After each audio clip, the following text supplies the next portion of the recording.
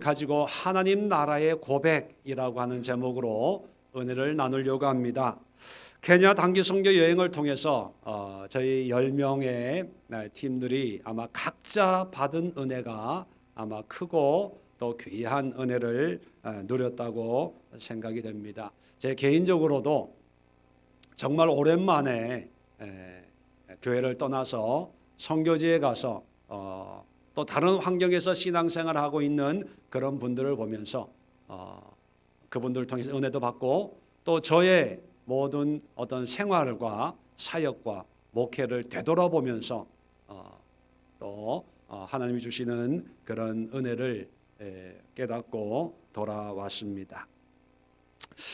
그 많은 깨달음과 은혜 가운데 우리 10명이 매일 이제 사역을 마치고 자기 전에 모여서 찬양하고 말씀 보고 그리고 그날 받은 은혜를 나누는 시간을 가졌습니다.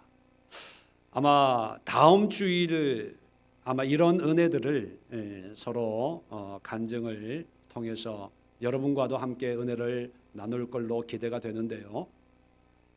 그 많은 시간들과 또 여러분들의 그런 은혜들 가운데 공통적인 어떤 생각과 느낌이 뭐냐 하면 정말 가난하고 또 가진 게 없고 또 우리가 보기에는 힘들게 살아가는 그런 환경에 사는 사람들을 보면서 우리 선교팀들이 느낀 게 뭐냐면 그들이 불쌍한 게 아니라 한국에 있는 사람들이 불쌍하다 그런 얘기를 많이 했어요.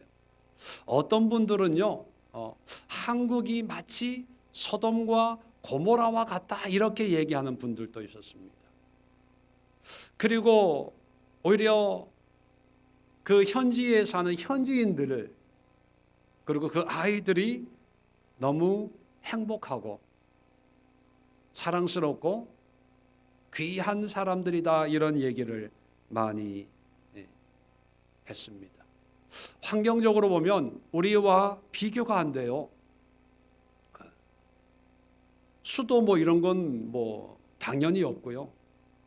저희 팀들도 2박 3일 동안 양치만 했습니다.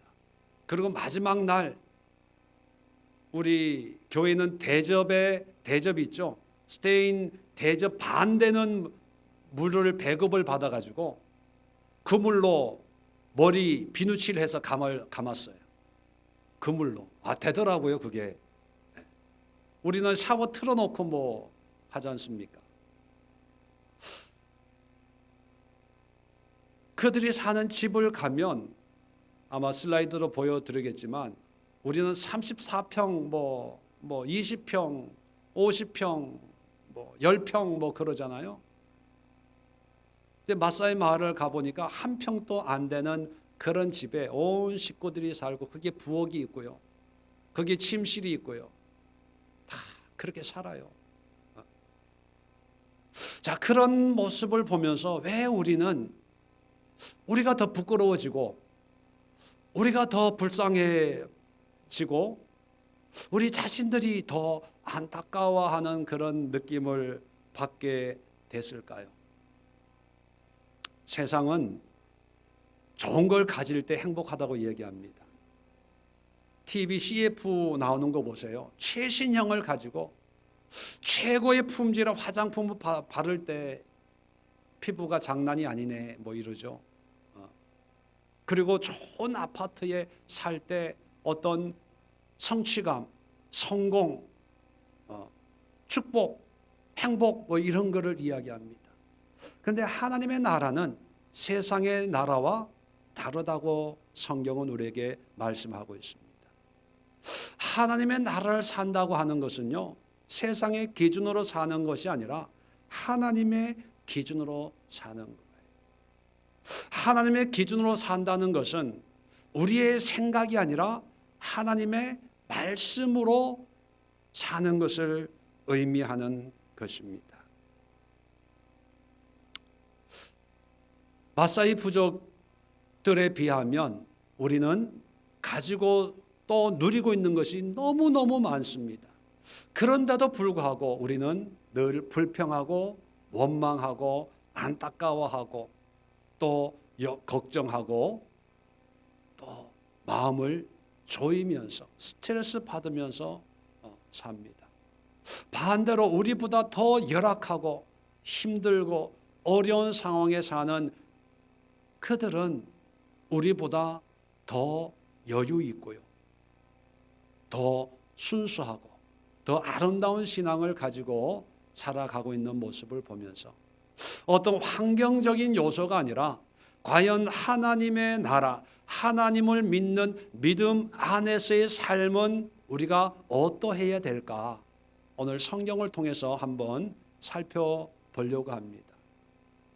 시편 63편은 그 제목이 다윗의 시 이렇게 되어 있습니다. 다윗이 쓴 시라는 거죠.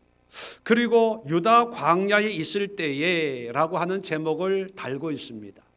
다윗이 유다 광야에 있을 때는 크게 다윗의 인생에서 두 가지 경우에 해당되는 시기입니다. 첫 번째는 사울 왕을 피해서 도망 다니는 청년 시기에 유다 광야를 방황할 때입니다. 그리고 두 번째 경우는 다윗이 왕이 된 뒤에 아들 압살롬의 반역을 피해서 맨발로 도망가면서 방황했던 그런 때에 유다 광야 생활을 의미합니다. 자, 청년의 때일까? 노후 왕이 된 뒤에 때일까? 오늘 63편 11절은 그 시기에 대한 단서를 우리에게 이렇게 얘기해 주고 있습니다. 왕은 하나님을 즐거워하리니. 자, 이 다윗 자신을 왕이다 이렇게 지칭을 하고 있어요. 그렇게 보면 이 63편의 시대적 환경적인 배경은 압살롬의 반역, 자기 아들이 아버지를 죽이려고 해서 급하게 맨발로 머리를 풀어 헤치고 도망을 가서 정처 없이 떠돌이 생활을 하는 그런 광야 생활을 할 때 쓴 시라는 거예요. 그렇게 보면 다윗의 인생에서 가장 힘들 때 기록한 시편입니다. 젊었을 때는 사울에게 쫓길 때는 그래도 젊었잖아요. 그래도 소망이 있었지 않습니까? 그래도 사무엘에게 기름 부음을 받으면서 이스라엘의 왕이 될 거라는 현실과는 맞지 않지만 그래도 막연한 기대를 가지고 그래도 도망을 다닐 수 있는 그런 청년의 패기가 있던 때였기 때문에 그래도 감당할 수 있었다고 여겨지지만 지금 상황은 사울 왕 때와는 전혀 다른 상황입니다. 적군에게 침략을 받아가지고 도망가는 것이 아니고 하루아침에 자기 아들, 자기 몸에서 난 아들이 아버지를 죽이려고 하는 반역을 피해서 도망가는 부끄럽고 창피하고 얼굴을 들 수 없고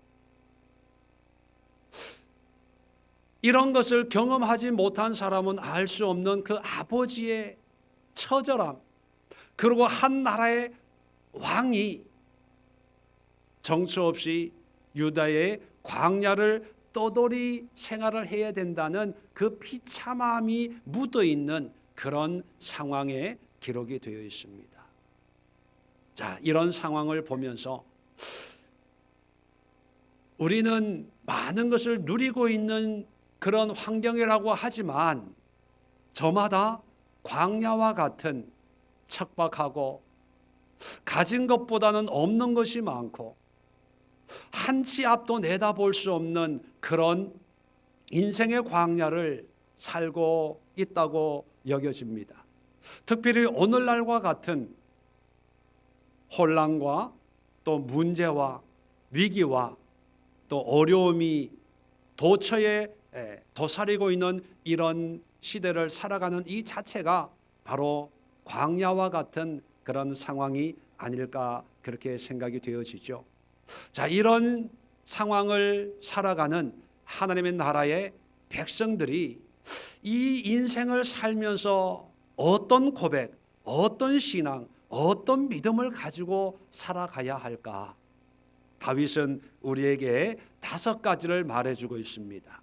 자, 첫 번째는요, 1절과 2절을 보니까, 자, 다시 한번 제가 읽겠습니다. 하나님이여, 주는 나의 하나님이시라. 내가 간절히 주를 찾되 물이 없어 마르고 황폐한 땅에서 내 영혼이 주를 갈망하며 내 육체가 주를 앙모하나이다. 2절입니다. 내가 주의 권능과 영광을 보기 위하여 이와 같이 성소에서 주를 바라보나이다.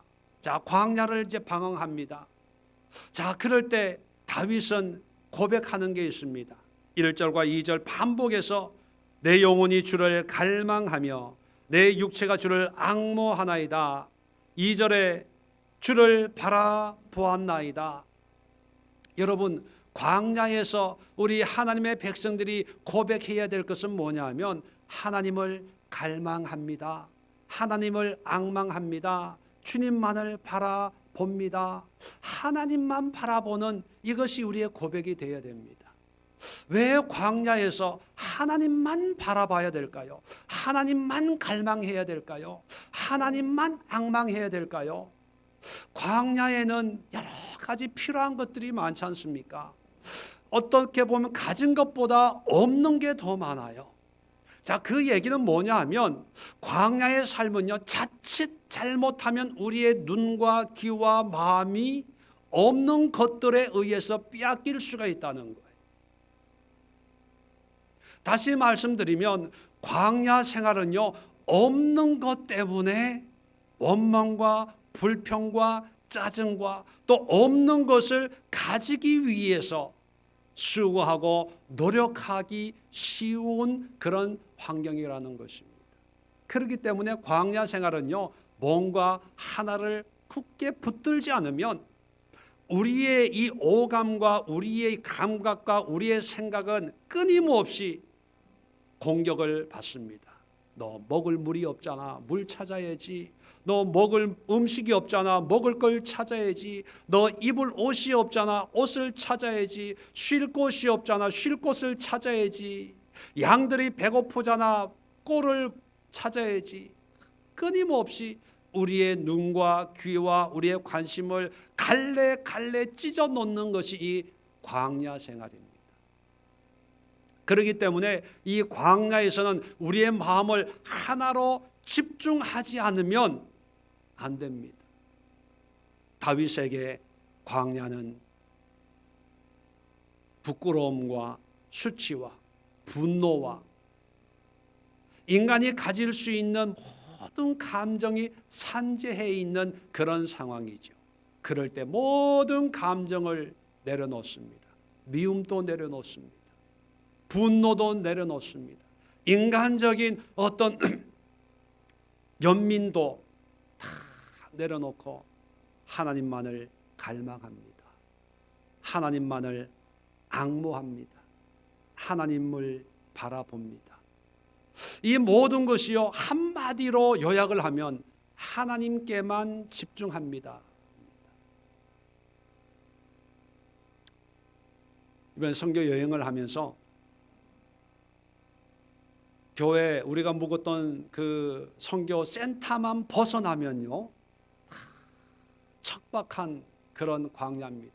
비가 안 와가지고요, 먼지가 얼마나 많이 나오는지, 차를 탔는데도 옷에 얼굴에 먼지가, 황토 먼지가 빨갛게 묻습니다. 그래서 제 이 흰머리가요, 버스를 타고 내렸더니만 염색한 줄 알아요. 빨갛게. 언제 그렇게 염색을 했냐고. 그리고 주변이 다 먼지구덩이에 비가 안 와가지고 있는 건 가시나무, 그리고 말라버린 그 풀을 양들이 뜯어요. 그런데 버스를 타고 가는데 그 풀을 뜯어야 될 양들이요, 줄을 지어서, 사람도 목자도 없어요, 줄을 지어서 막 달리더라고요. 그래서 우리는 저 양떼들이 왜 저렇게 뛰나. 그래서 버스가 쭉 가는데 보니까 그 양들이요 물을 향해서 뛰기를 시작하는 거예요. 그래서 우리가 차 2대로 이동을 하는데 우리 차가 먼저 지나가면서 보니까 양들 앞에 웅덩이가 있는 것을 봤어요. 그래서 우리가 선교사님이 그래요. 양들이 물 냄새를 맡았다는 거예요. 물 냄새를 맡고 그렇게 뛰는 거예요. 그런데 우리 뒤에 오는 차들, 우리 청년들이 타고 온 그 차들은 양들이 물에 가서 물을 먹는 걸 본 거예요. 나중에 저녁에 이제 예배 드리는 시간에 그 얘기를 했더니만 그 물을 먹는 걸 청년들은 봤더라고요. 그걸 보면서 성경에 보면 목마른 사슴이 시냇물을 찾듯이 뭐 그런 시편의 노래가 있지 않습니까? 광야는요 양들이 물을 갈망하고 물을 앙망하고 물을 바라보고 물 냄새를 맡고 물 냄새가 있으면 그것을 향해서 전력 질주하는 것처럼 이 광야 인생은요 하나님의 은혜를 사모하고 하나님의 영광을 사모하고 하나님의 보좌를 향해서 그 영광을 맛보려고 하는 그런 갈망, 열망이 있어야지. 이게 없으면요 세상의 모든 유혹과 시험 이런 것이 오만 감정, 인간의 연민, 불평, 짜증 이런 것이 계속해서 들어오게 되어 있어요. 왜요? 광야기 때문에. 다윗도 오늘 성경에 고백하고 있지 않습니까? 물이 없어 마르고 황폐한 땅에서 황폐해버린 거예요. 물이 없어요. 물이 없다는 얘기는 다른 것도 없다는 거거든요. 그러니까 없을 때는 우리는 본능적으로 원망, 불평, 짜증이거든요. 그런데 없는 것 중에 하나님이 우리에게 베푸신 게 있습니다. 바로 하나님의 은혜라는 거예요. 이 은혜만 있으면 감사가 나와요. 이 은혜만 있으면 기쁨이 생겨나요. 이 하나님의 임재, 하나님으로 말미암는 그런 긍휼과 자비만을 누리면 아무리 광야 같은 인생이라도 살 맛이 나는 거예요. 아무리 없고 아무리 황폐한 땅에도 그것이 에덴 동산이 되고 그것이 살맛 나는 삶의 터전이 되고 그곳에서 정말 하나님과 함께 살고 싶다는 고백이 나올 수가 있다는 것입니다. 여러분, 하나님이 우리를 광야로 인도하시는 분명한 목적이 있습니다. 신명기에도 말씀을 하고 있지만 하나님이 광야를 인도하시는 것은요 정말 우리가 하나님을 섬기나 안 섬기나 시험하기 위해서 우리를 광야로 인도하는 거예요. 다른 이유가 없습니다. 그렇다면 우리에게 주어진 인생의 광야를 살아갈 때 우리는 한 가지만 하면 돼요. 하나님을 갈망하는 거예요. 하나님을 앙모하는 것입니다. 하나님만을 바라보는 것입니다. 그래서 우리의 삶은 하나님을 향해서 전력 질주하는 거예요. 어떤 사업하는 분과 얘기하다가 제가 그런 얘기를 했습니다. 목사님, 사업을 이런 일 저런 일을 해야 되는데 어떤 일을 해야 될지 선택하기가 힘듭니다. 어떻게 뭘 해야 될까요? 물어봐요. 그럴 때마다 저는 그런 얘기를 합니다. 이것도 해도 되고 저것도 해도 됩니다. 단 하나님이 계신 곳을 선택하면 됩니다. 그렇게 이야기를 해줍니다. 여러분, 우리는 A로 가야 될까 B로 가야 될까 길의 종류에 상관이 없습니다. A로 가도 되고 B라는 길로 가도 돼요. 대학을 가도 되고 대학을 안 가도 됩니다. 뭐 결혼을 해도 되고 결혼을 안 해도 돼요. 뭐 한국에 머물러 있어도 되고 외국을 가도 되고 상관이 없습니다. 그러나 유일한 조건은 뭐냐면 하나님이 계신 곳, 하나님이 있으면 그것을 향해서 전력 질주하면 되는 거예요. 자녀들을 키울 때 여러분 좋은 대학교 보내려고 애쓸 필요가 없어요. 좋은 직장에 보내려고 애쓸 필요가 없어요. 어디로 보내야 됩니까? 하나님이 계신 곳에, 하나님을 갈망할 수 있는 곳, 하늘을 바라보는 곳에 가면 그것이 행복이에요. 그것이 축복입니다. 그런 축복은요, 이 땅에서의 축복만이 아니라 영원한 축복을 보장해 주는 거예요. 그래서 부모들은 자녀를 양육할 때 하늘을 갈망하는 자녀로 양육을 해야 됩니다. 그러기 위해서는 부모 스스로가 하나님을 사모하고 하나님을 갈망하는 그런 삶이 되어야 되겠죠. 교회가 어떤 곳이 되어야 됩니까? 세상의 어떤 기준을 추구하는 교회가 아니라 하나님을 갈망하는 그런 신앙 공동체가 바로 교회입니다. 어떤 면에서는 오히려 세상의 것을 단호하게 거부하고, 세상의 부여를 거부하고, 세상의 명예를 거부하고, 세상의 안락함을 거부하고, 하나님이 계신 그 광야를 향해서 담대하게 걸어갈 수 있는 것이 교회였습니다. 그런데 어느 순간부터 교회는 하나님보다는 우리의 필요를 추구하는 곳이 되고 말 때, 간판은 교회지만 하나님 앞에서는 교회의 의미를 잃어버린 것입니다. 인간 관계에서도 마찬가지입니다. 관계로 보면 화가 나고 짜증이 나고, 자식이 어떻게 부모에게, 저 사람이 어떻게 나에게, 내가 저에게 어떻게 해줬는데, 다 그렇죠. 거기에 집중하다 보면요, 하나님은 오히려 보이지 않습니다. 오히려 환경이 보이고요, 내 감정이 보이고요, 내 관계가 보이기 시작하는 순간부터 우리의 이 생각은 갈기갈기 찢어지기 시작합니다. 그런데 어떤 관계 속에서도 하나님만 앙모하면요, 거기에 하나님의 임재를 느낄 수가 있습니다. 신앙이란 뭡니까? 어떤 상황에서도 하나님만을 선택하는 것, 그게 믿음입니다. 그게 신앙생활. 성경이 말하는 신앙이란, 특별히 성경에 거룩을 많이 얘기하죠. 거룩이란 뭐냐면 다름을 얘기하는 거예요. 다르다는 거예요. 세상은 좋은 걸 선택하지만 신앙은 하나님을 선택하는 거예요. 그것이 다른 거예요. 어떤 분들은 거룩하면 뭔가 좀 신령하고, 뭔가 대단하고 영적이고, 천국을 보고 지옥을 보고 사람만 얼굴만 보면 뭐 투시의 은사가 일어나가지고 그 생각을 알고, 이거는 거룩하고는 전혀 관계가 없어요. 은사적인 거죠. 하나님이 내가 거룩하니 너희도 거룩하라고 하는 것은 달라야 된다는 겁니다. 그 다름은 뭐냐? 하나님을 선택하는 거예요. 물질 문제에서도 하나님을 선택하는 거예요. 인간 관계에서도 하나님을 선택하는 거예요.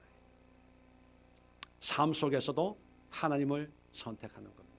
그래서 하나님 나라의 백성들의 고백이 뭐냐?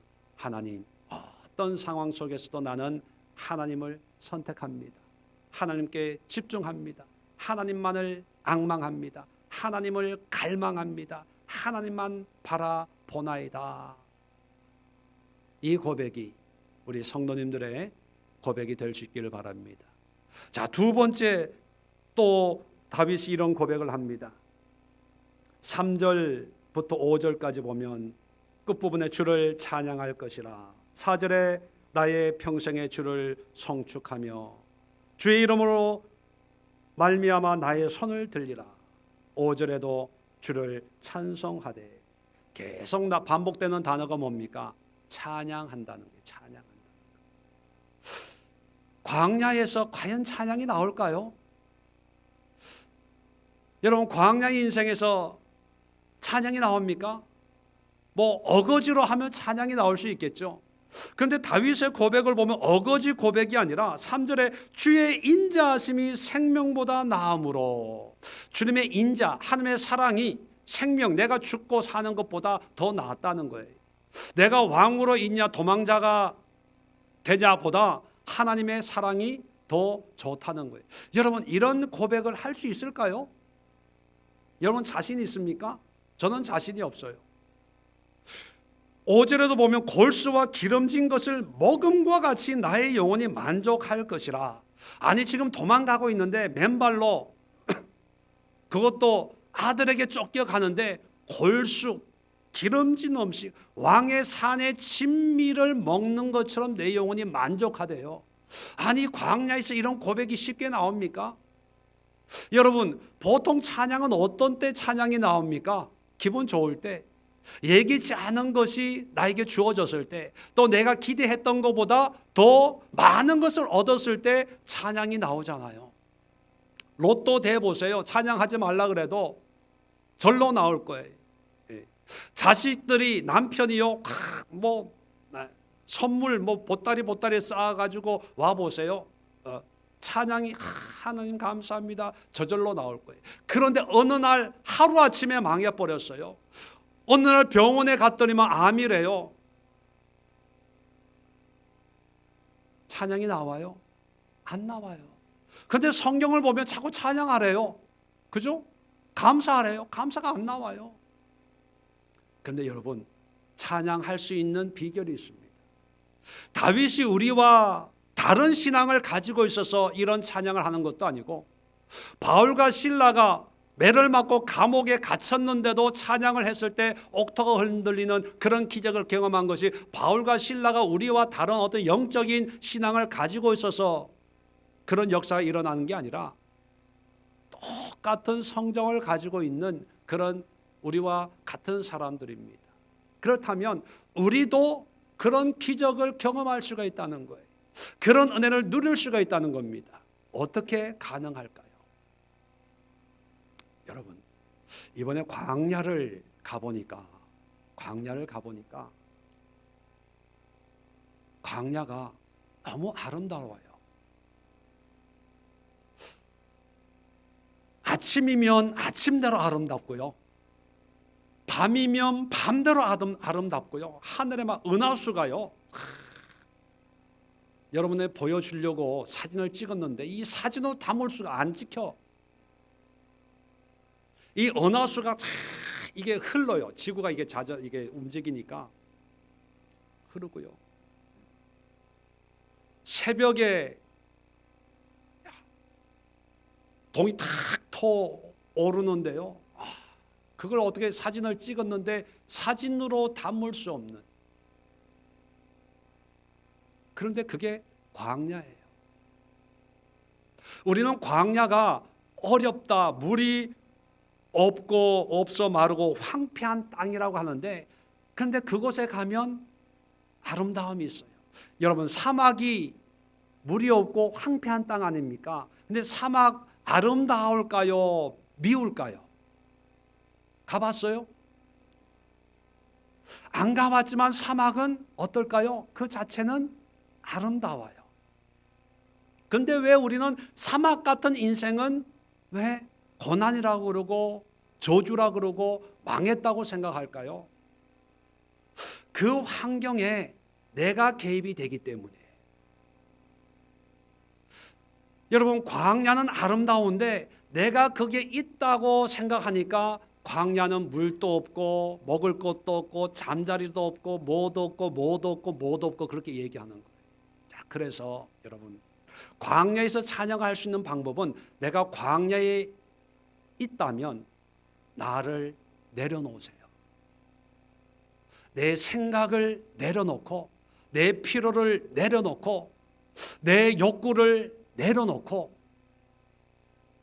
내 어떤 기준을 철저하게 내려놓으면 거기에도 광야에도 하나님의 역사가 보여져요. 내가 여전히 있으면 하나님 왜 나를 이렇게 망하게 합니까? 하나님 왜 나를 이 척박한 땅에 던져 놓습니까? 내가 있으면요 광야가 이쁘게 안 보여요. 이쁘게 안 보이다 보니까 하나님의 역사가 없다고 생각하고 원망하고 불평하는 거예요. 그런데 내가 광야에 있어요. 근데 나를 내려놔요. 그냥 광야 속에 나를 던져요. 그냥 있는 그대로. 그러니까 던져 놓으면 이제 풀 한 포기가 보여지는 거예요. 나무 한 그루가 눈에 들어오는 거예요. 하늘이 그냥 있는 그대로 들어오는 거예요. 가시 덤불이 그냥 보여지는 거예요. 근데 그걸 보고 있노라면요, 그 자체가 하나님의 작품이더라는 거예요. 우리 청년들이요, 2박 3일 동안 씻지들 샤워를 못해요. 깨끗하게 앉아만 있는 것이 아니라 막 먼지바람, 막 땀 하는데 3일을 못 씻는다고 생각해 보세요. 얼마나 불편해요.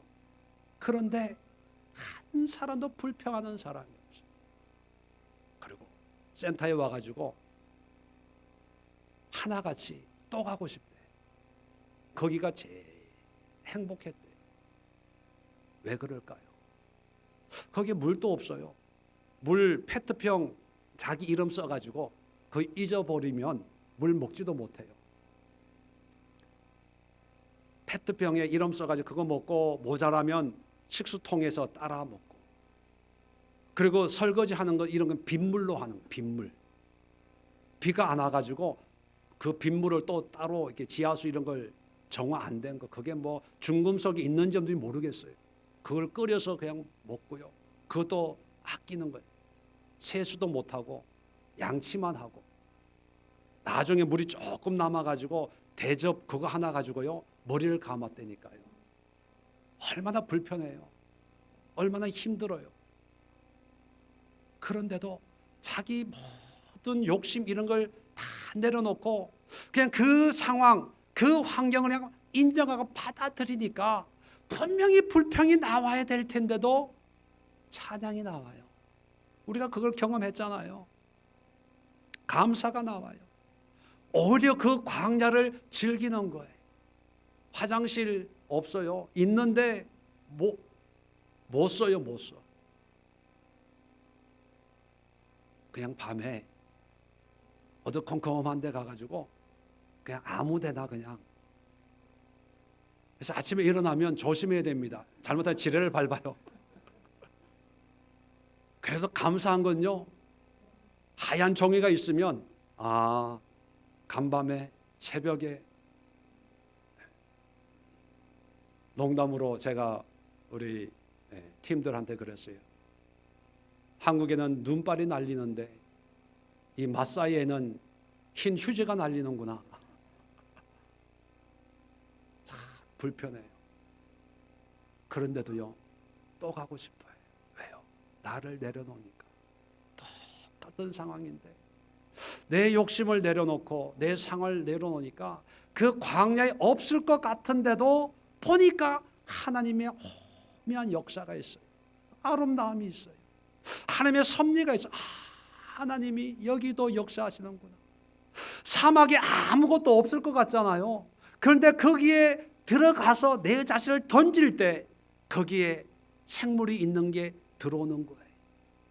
그게 나무 한 그루 선인장이 눈에 들어오는 거예요. 그걸 보면서 하나님이 먹이시는구나, 입히시는구나, 여기에도 하나님의 계획이 있구나, 이걸 깨달을 때 하나님이 왜 나를 여기에 보내셨는지, 이것을 창조하신 하나님이 나를 창조하시고 이것을 섭리하신 하나님이 여전히 나를 인도하시는구나.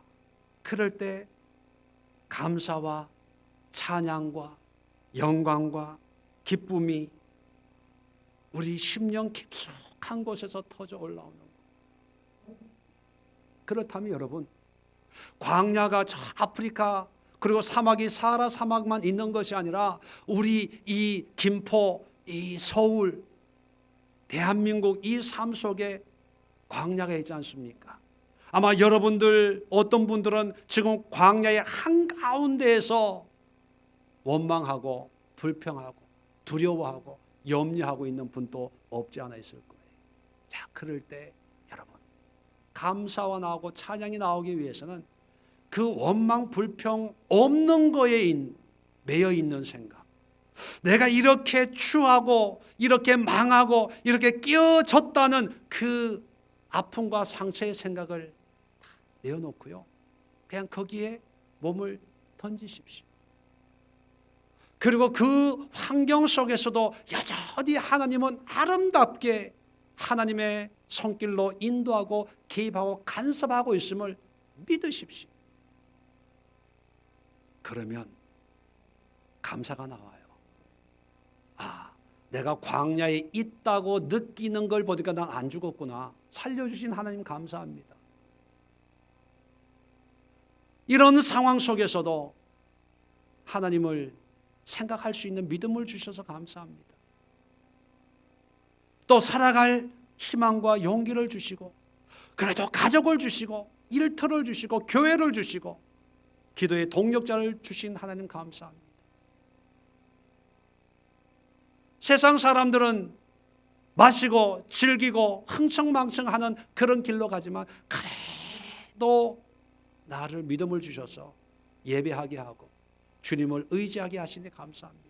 여러분, 나를 내려놓으면 없을 것 같은 아름다움, 찾지 못할 것 같은 하나님의 은혜를 그 속에서 발견하면서 너무 좋다, 너무 행복하다, 너무 아름답다, 이런 찬양과 고백이 나오게 될 줄로 믿습니다. 세 번째 고백을 다윗은 이렇게 합니다. 자, 계속해서 6절과 7절 보니까 내가 나의 침상에서 주를 기억하며 새벽에 주의 말씀을 작은 소리로 읊조릴 때에 하오리니. 잘 보세요. 자, 낮에 이 광야의 아름다움을 다윗은 노래를 했어요. 하나님을 찬양합니다. 내가 두 손을 들고 하나님께 영광을 올려드립니다. 그렇게 찬양을 했는데 어느덧 6절에 보니까 밤이 됐습니다. 침상에서, 자, 밤이 되면 낮에 보였던 것이 보이질 않아요. 깜깜 칠흑같이 어두운 밤이 됩니다. 그러면 뭐가 다가올까요? 두려움이 다가오죠. 낮에는 사물이 뚜렷하게 보였는데 깜깜한 광야에 있으면 한 치 앞도 내다볼 수 없는 그런 어둠이 찾아오는 순간 우리의 마음에는 두려움이 찾아옵니다. 그 두려움 때문에 잠을 이룰 수가 없어요. 자, 그러다가 새벽이 되는 거예요. 까만 밤을 하얗게 두려움으로 지새우다가 새벽에 야대에서 깨달아요. 아, 하나님의 말씀이 있지. 자, 주의 말씀을 작은 소리로 읊조릴 때, 자, 작은 소리로 읊조린다, 이 표현은 개정되기 전에 성경을 보면 묵상한다 이렇게 번역을 했어요. 묵상. 근데 개역 개정에는 작은 소리로 읊조린다 이렇게 번역을 했습니다. 왜냐하면 문자적으로 번역을 했기 때문에. 왜냐하면 히브리 원어에는 하가라는 단어가 사용됩니다. 이 하가라는 단어는 우리말로 일반적으로 번역을 할 때는 묵상한다 이렇게 번역을 했는데 우리가 생각하는 묵상하고 틀려요. 이 유대인들이 하가한다는 것은 중얼중얼 그 말씀을 계속 되뇌이는 것을 하가 이렇게 표현합니다. 우리가 묵상하는 것은 뭐 어떻게 합니까? 명상에 가까워요. 잠잠하게 생각을 계속 깊이 있게 하는 것을 우리는 묵상이라고 하는데 그런 의미에서는 하가하고 의미가 전혀 다릅니다. 하가는요, 중얼중얼 하는 거예요. 왜 하가를 할까요? 왜 중얼중얼 할까요? 무서워서 그래요. 여러분, 옛날에 시골에 살았던 분들은 그런 경험이 있을 거예요. 저도 그런 경험이 있어요. 어릴 때 시골 가로등이 없잖아요. 밤길을 갈 때 무서우면 어떻게 해요? 괜히 옆에 있는 사람 얘기해요. 아, 그것도 큰 소리로. 그죠? 쓸데없는 얘기, 밑도 끝도 없는 얘기 뭐 하고 괜히 앞에 간 사람 불러요. 거기 있어? 안 보이니까. 나 여기 있어. 그리고 좀 식사 시간을 앞두고 그렇지만 옛날에 화장실은 집에서 바깥에 있잖아요. 그러면 바깥에서 볼일 볼 때 엄마나 누구 형이나 누나가 이렇게 지켜보고 있을 테니까 볼일 보라고 그러면 볼일 보면서 자꾸 불러요. 형! 근데 말이야 밥은 먹었어? 뭐. 왜? 두려워서 그래요. 두려워서. 뭔가 누군가가 있다는 거. 또 내가 얘기하면 어떻게 돼요? 작은 소리나 이런 거를 들을 수 없으니까 계속 뭔가 이렇게 느낌이 오든지 생각이 올까 봐 계속 중얼중얼 뭐 옆에 있는 사람하고 쓸데없는 그런 얘기를 하는 거. 여러분, 이게 다윗의 마음이에요. 낮에는 그랬지만 사람 마음이라는 게 그렇지 않습니까? 찬양을 했지만 또 밤이 되면 그 어둠의 공포에 마음을 졸이는 거. 야, 하나님을 낮에는 찬양했는데 야, 내일이면 살아갈 수 있을까? 내일이면 또 어떻게 살아가야 되나? 이 어둠 속에 또 적들이 쳐들어오지 않을까? 짐승이 쳐들어오지 않을까? 밤잠을 설치는 거. 새벽에 대해서 그 두려움을 뭘로 이겨내냐 하면 하가하는 거예요. 여호와는 나의 목자시니 내가 두려워하지 아니하리라. 주의 막대의 지팡이가 나를 아니하리니 내 잔이 넘치나이다. 그래, 내 잔이 넘치나이다. 내 잔이 넘치나이다. 맞아. 하가하는 하가.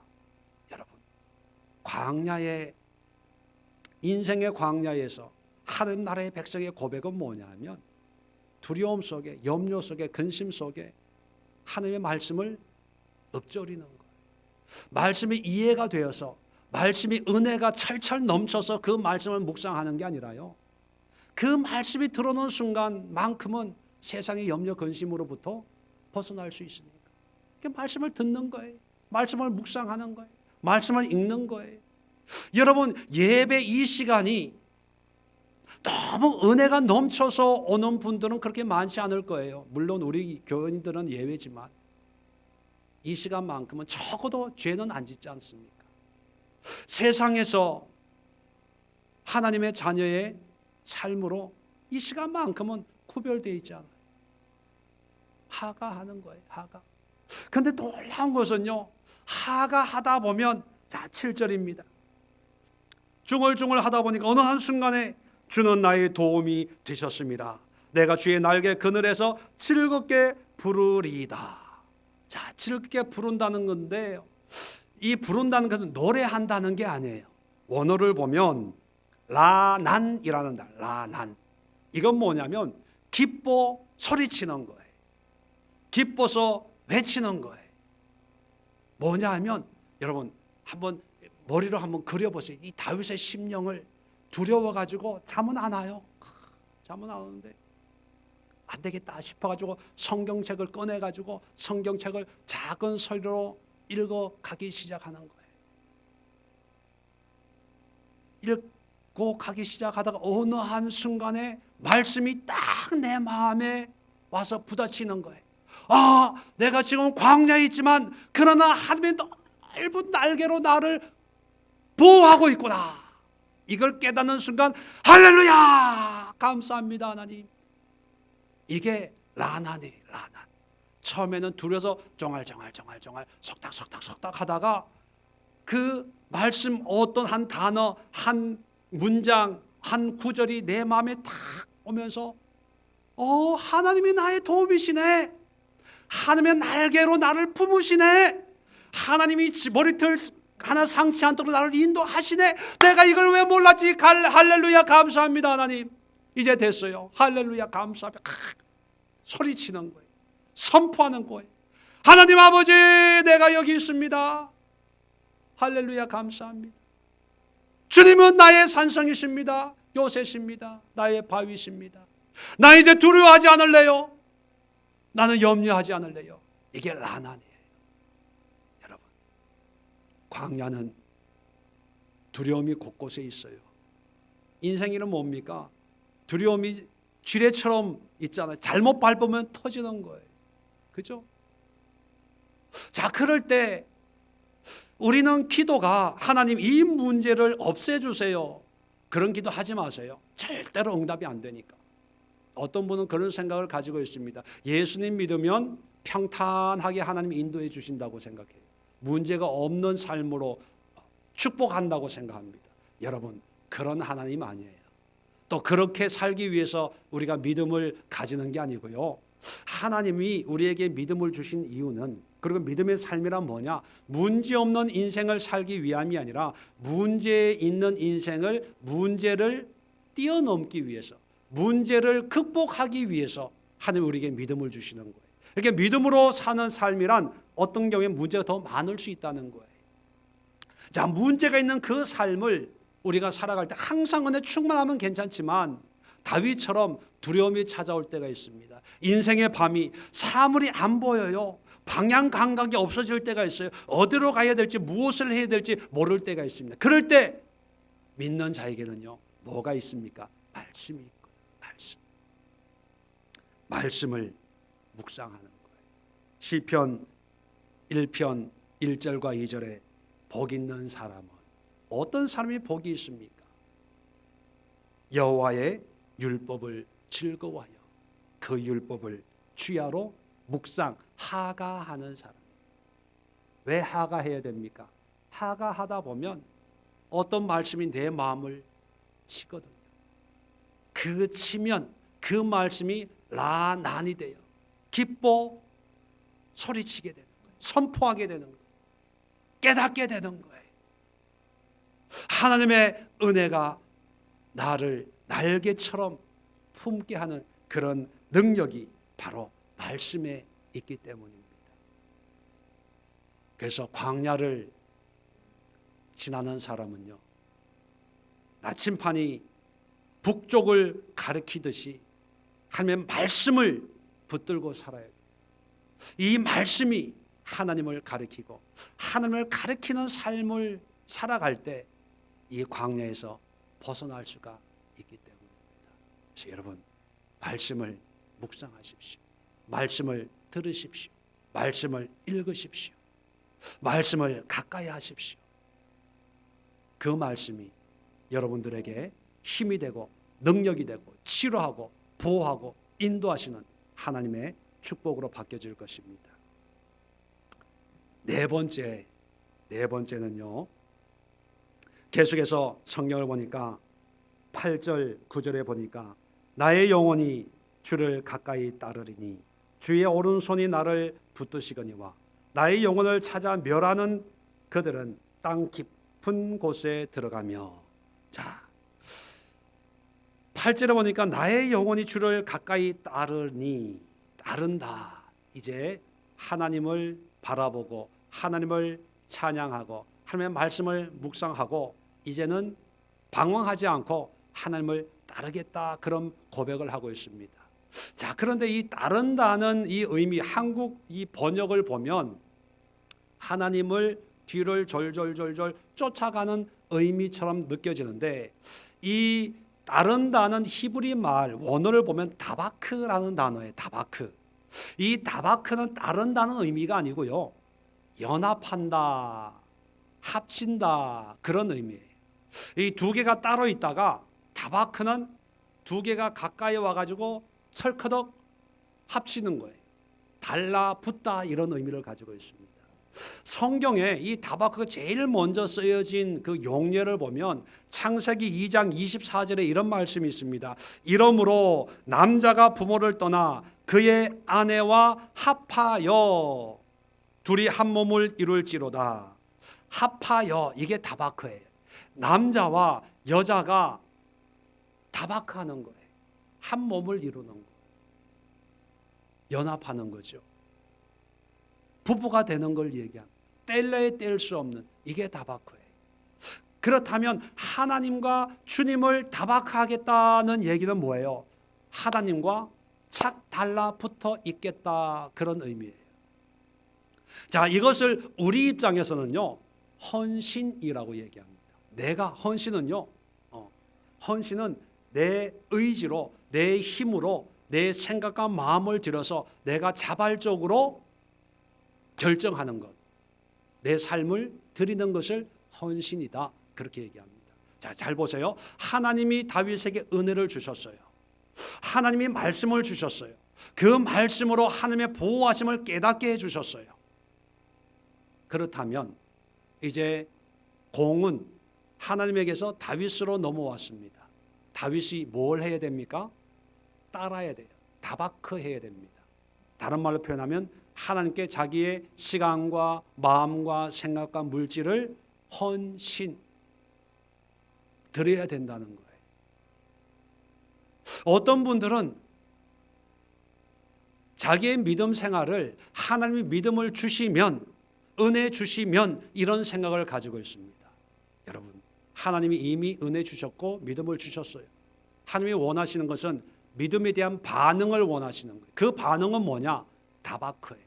네가 기도하고, 네가 순종하고, 네가 예배 드리고, 네가 성경 읽고, 네가 무릎을 꿇고, 이게 다바크예요. 하나님 나라의 백성들이 광야를 살 때 하나님 왜 이렇게 힘들게 나를 인도합니까? 왜 이렇게 광야 척박한 땅으로 나를 몰아갑니까? 거기에만 집중을 합니다. 그런데 여러분, 하나님이 광야를 인도하시는 이유는 이 광야에서 나에게 헌신하라는 거예요. 하나님이 계속해서 사인을 주세요. 환경을 통해서, 사람을 통해서, 말씀을 통해서, 설교를 통해서. 그 사인은 뭐냐면 이제 네가 하라는 거예요. 아이고, 하나님 할 수 있는 믿음을 주세요. 할 수 있는 시간을 주세요. 할 수 있는 물질을 주세요. 할 수 있는 때를 주세요. 기도해도 응답은 없어요. 왜요? 그런 때를 구하지 말고 이제는 네가 하라는 거예요. 다바크, 헌신해야 된다는 것입니다. 여행을 하면서 목자들을 많이 보는데요, 우리 청년들하고 같이 가면서 양떼들이 목자를 따라 쫙 이동을 하는데, 물이 없으니까 이제 계속 이동을 하는데, 목자를 따라다니는 양은 좀 힘들지만 물을 얻고 꼴을 얻습니다. 그런데 가다 보면 새끼 양 한 마리가 아무도 없는데 이렇게 떨어져 있는 그런 걸 봅니다. 그럴 때마다 차 타고 가면서 청년들이 그래요. 아이고, 저거 어떻게 길 잃어버렸나 봐. 어떻게 탄식을 합니다. 왜요? 다박하지 않으면 짐승에게 물려 죽기 때문이지. 자, 다섯 번째, 11절을 설명을 하고 마치겠습니다. 왕은 하나님을 즐거워하리니 주께 맹세한 자마다 자랑할 것이나 거짓말하는 자의 입은 막히리로다. 자, 마지막으로 하는 나라의 백성들이 광야에서 살 때 어떤 고백이 있어야 되냐면, 입술을 지키겠나이다, 말을 지키겠나이다, 이런 고백을 해야 된다는 거예요. 왜요? 이 광야라는 것은 말씀드렸지만 자칫 잘못하면 없는 것이 많기 때문에 불평하기가 쉽습니다. 힘들기 때문에 짜증스러운 말을 하기가 쉬워요. 다윗도 마찬가지죠. 그런데 다윗은요, 이렇게 얘기합니다. 하나님을 즐거워하리니 주께 맹세한 자마다 자랑할 것이다. 주께 맹세한 자, 하나님을 즐거워하는 사람들은 자랑하라는 거예요. 뭐를요? 하나님을, 믿음을. 다시 말하면 은혜로운 말을 한다는 거죠. 반대로 거짓말하는 자의 입은 막히리로다. 거짓말하는 사람, 거짓말을 하는 사람은 입이 막힌다. 이건 뭐 문학적인 표현이죠. 입이 막힌다는 것은 죽는다는 거예요. 심판받는다는 거죠. 그런데 거짓말하는 자, 이게 무슨 뜻일까? 원어를 보면요, 샤카르라는 단어입니다. 샤카르. 이 샤카르는 속인다는 의미도 있지만 유혹한다, 그런 뜻도 있어요. 유혹한다. 그러면 이 거짓말하는 자라는 의미보다는 유혹하는 자, 유혹하는 말을 하는 사람은 입이 막힌다, 이런 의미가 더 적당하다고 생각이 됩니다. 문맥상으로 보면. 왜 그러냐 하면, 이 유혹한다는 의미는 뭐냐면, 거짓말은 lie, 정말 진실되지 못한 그런 말을 하는 걸 의미하고, 유혹은 뭐냐면 환경과 상황에서 말이 그때그때 바뀌는 거예요. 왔다 갔다 어떤 목적을 취하기 위해서. 좀 더 보충 설명을 하면 이런 거예요. 쉽게 우리 일상적인 의미로 보면 좋을 때는 하나님 찬양합니다, 감사합니다 이렇게 얘기하다가 조금 힘들면 하나님 왜 나에게 이렇게 합니까? 왜 저렇게 합니까?